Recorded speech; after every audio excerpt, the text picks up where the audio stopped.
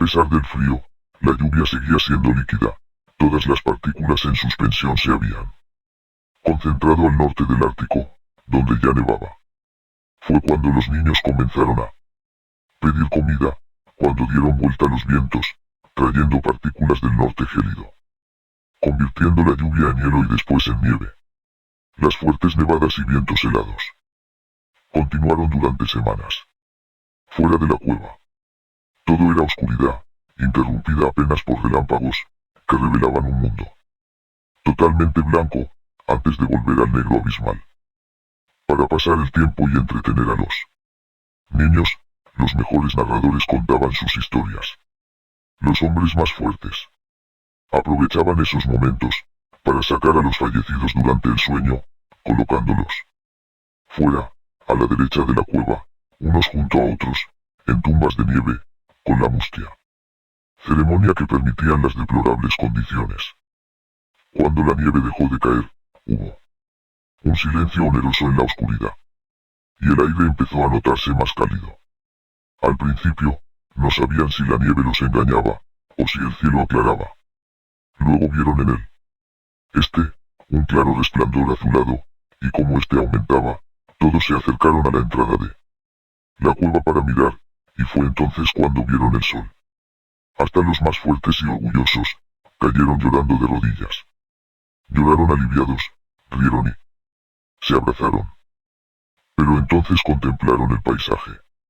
Y lo que vieron fue islas distantes, unas de otras, emergiendo de una planicie de nieve, situada por encima de lo que alguna vez fueron ciudades, pueblos, calles y personas. Ahora, las mujeres y algunos hombres lloraban de dolor. Los niños lloraban de ver llorar a los adultos.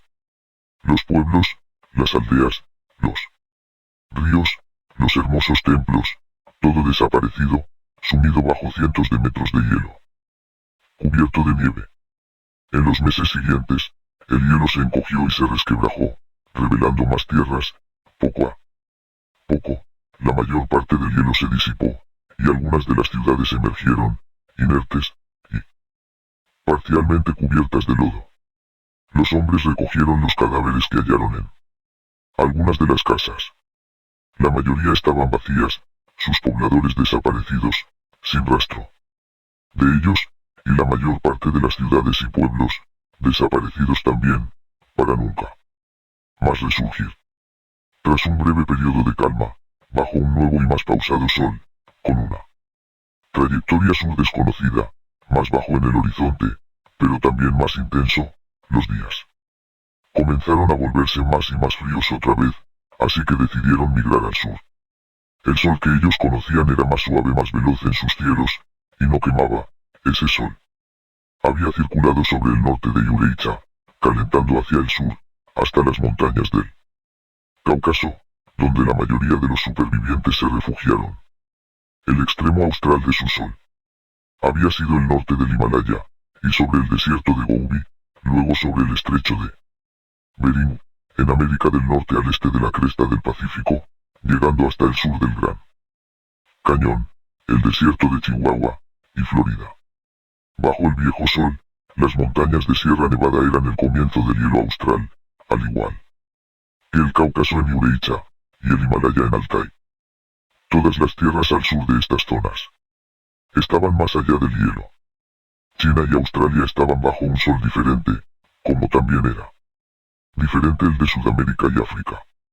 Los tres soles exteriores fueron absorbidos por el sol central, primero el chino, seguido rápidamente por el africano, y por último el sudamericano. Todo en rápida sucesión, a la par de imponentes tormentas eléctricas, que impedían ver qué sucedía, y dónde sucedía. Ahora esos tres mundos, que antes estaban separados entre sí, por sus respectivos límites de hielo exteriores, es decir, sus respectivos soles yacían dentro de un solo mundo, bajo el sol que absorbió, consumió, y combinó, aquellos tres soles anteriores, adoptando sus cualidades. El mundo, ahora yacía bajo un único sol, que incluía tres soles, un sol, que resucitó después de haber muerto, la verdadera Trinidad. Ese nuevo sol era más brillante.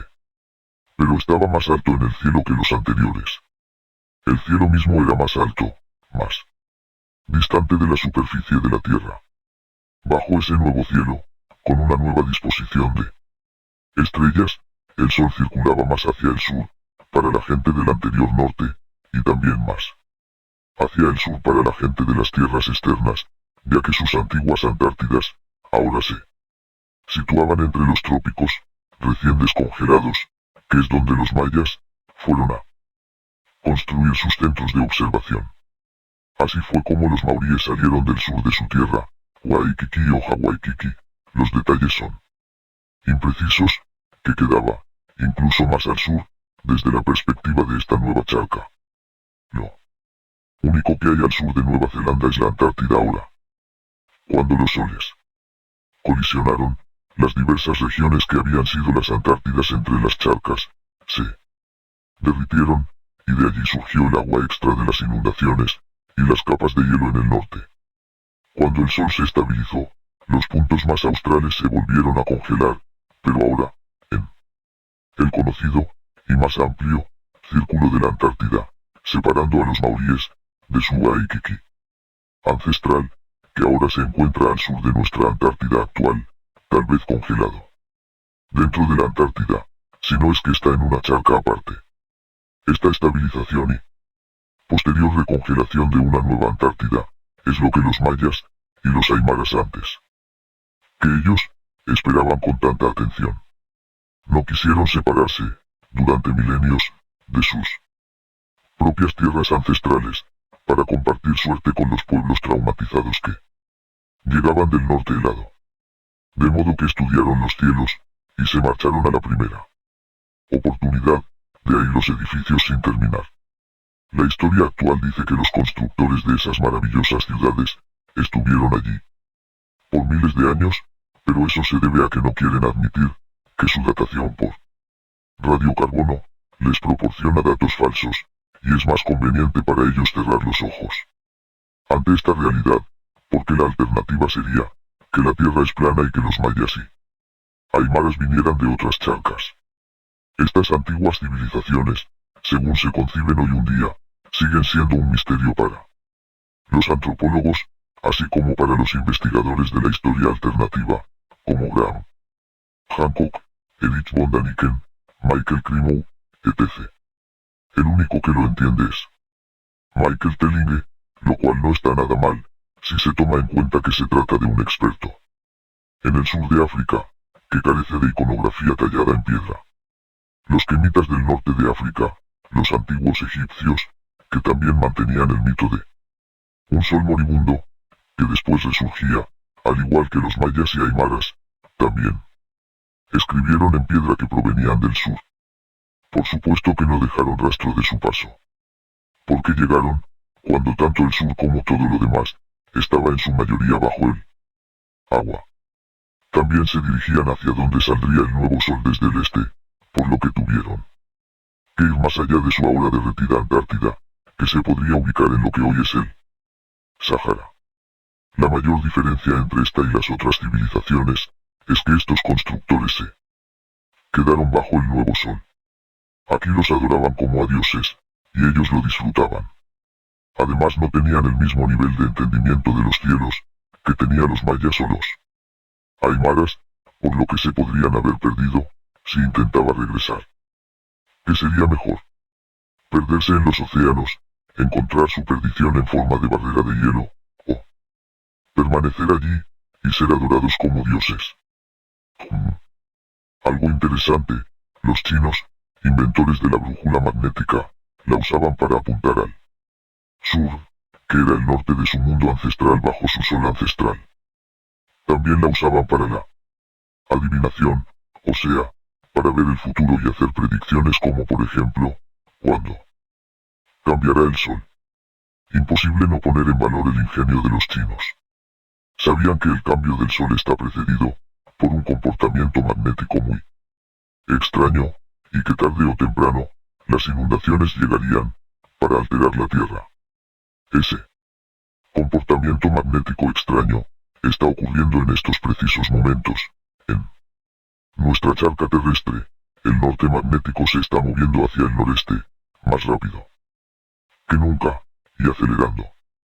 También fueron los chinos, quienes diseñaron por primera vez un método para detectar el epicentro de un terremoto, y mientras, en Occidente nos enorgullecíamos de llevar armaduras, según los historiadores académicos. Casi 1000 millas de hielo los separaban del este de Rusia, y todo lo que necesitaban se encontraba en la dirección opuesta.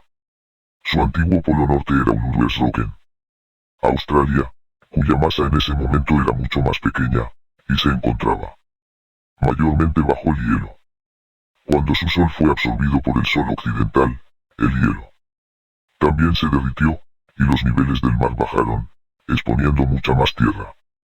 Ese fue el momento que aprovecharon los aborígenes para regresar a Australia, antes de que el nivel del mar subiera nuevamente, con la inundación que acechaba desde norte. Sí, caminaron hasta allí. Cuando los niveles del mar subieron, quedaron separados del resto del mundo, pero a ellos no les importó. Descubrieron, con paciencia casi divina, cómo hacer boomerangs, que vuelan en círculos completos. También descubrieron el didgeridoo, para el cual empleaban la respiración circular, y, a pesar de ser los más primitivos, también descubrieron que vivían en el quinto mundo. Al igual que los mayas, que fueron, aunque brevemente, los más avanzados bajo este nuevo quinto sol. Capítulo 11. El ciclo eterno, la serpiente que se come la cola. Los petroglifos más antiguos representan espirales. Estas espirales están por toda la tierra, en cuevas, en todo tipo de rocas. Es la forma en que el artista expresaba algo lo suficientemente importante como para justificar la molestia de preparar la pintura.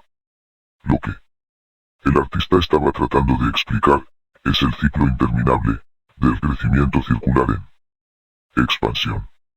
Algunos de los pictogramas más antiguos que representan la Tierra muestran una serpiente comiéndose su propia cola.